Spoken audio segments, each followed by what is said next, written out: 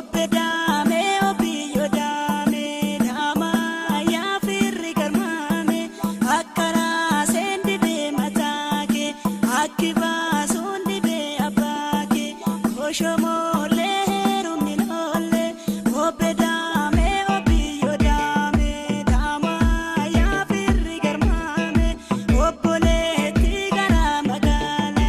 humni keetu farda sakaala koshomoolee heerumni loolle